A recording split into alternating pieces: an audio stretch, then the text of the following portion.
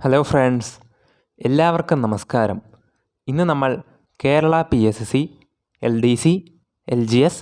CPO തുടങ്ങിയ പരീക്ഷയ്ക്ക് വേണ്ടി പ്രത്യേകം തയ്യാറാക്കിയിട്ടുള്ള ഏറ്റവും പ്രധാനപ്പെട്ട ഒരു ടോപ്പിക്ക് കൂടിയായിട്ടുള്ള ഇന്ത്യയിലെയും കേരളത്തിലെയും തലവന്മാരെയാണ് നോക്കാൻ പോകുന്നത്. ആദ്യം തന്നെ ഇന്ത്യയുടെ പ്രസിഡൻ്റായിട്ട് ദ്രൗപദി മുർമു, ഇന്ത്യയുടെ vice president Jagdeep Dhankhar, Lok Sabha speaker Om Birla, Rajya Sabha ചെയർമാനായിട്ട് വൈസ് പ്രസിഡൻറ്റ് കൂടിയായിട്ടുള്ള ജഗദീപ് ധൻകർ തന്നെയാണ്. രാജ്യസഭയുടെ പ്രതിപക്ഷ നേതാവ് മല്ലികാർജുന ഖാർഗെ, ലോക്സഭയുടെ സെക്രട്ടറി ജനറൽ ഉത്പൽ കുമാർ സിംഗ്, രാജ്യസഭയുടെ secretary general PC Modi, supreme കോടതി ചീഫ് ജസ്റ്റിസ് DY ചന്ദ്രചൂഡ്, ഹൈക്കോടതി chief justice Ashish Jitendra Desai, attorney general R Venkataramani, കേരളത്തിൻ്റെ അഡ്വക്കേറ്റ് ജനറൽ K ഗോപാലകൃഷ്ണ കുറുപ്പാണ്, solicitor general Tushar Mehta, Reserve Bank ഗവർണറായിട്ട് Shaktikanta Das, controller and auditor general അഥവാ CAG ഗിരീഷ് ചന്ദ്ര മുർമു, നീതി ആയോഗിൻ്റെ ചെയർമാൻ പ്രൈം മിനിസ്റ്റർ കൂടിയായിട്ടുള്ള നരേന്ദ്രമോദിയാണ്, നീതി ആയോഗിൻ്റെ വൈസ് ചെയർപേഴ്സൺ സുമൻ ബെറി, നീതി ആയോഗിൻ്റെ CEO BVR സുബ്രഹ്മണ്യം, ദേശീയ മുഖ്യ വിവരാവകാശ കമ്മീഷണറായിട്ട് ഹീരാലാൽ സമരിയ, സംസ്ഥാന മുഖ്യ വിവരാവകാശ കമ്മീഷണർ V ഹരിനായർ, ദേശീയ മനുഷ്യാവകാശ commission chairman justice Arun Kumar Mishra,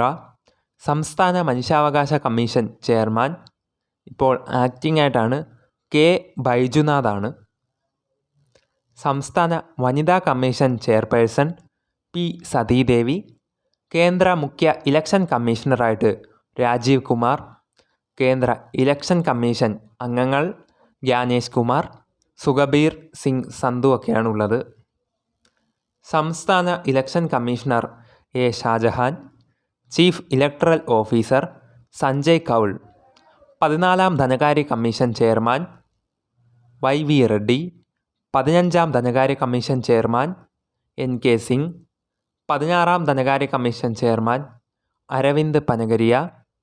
ദേശീയ പട്ടികജാതി കമ്മീഷൻ ചെയർപേഴ്സൺ കിഷോർ മക്വാന, ദേശീയ പട്ടികവർഗ കമ്മീഷൻ ചെയർമാൻ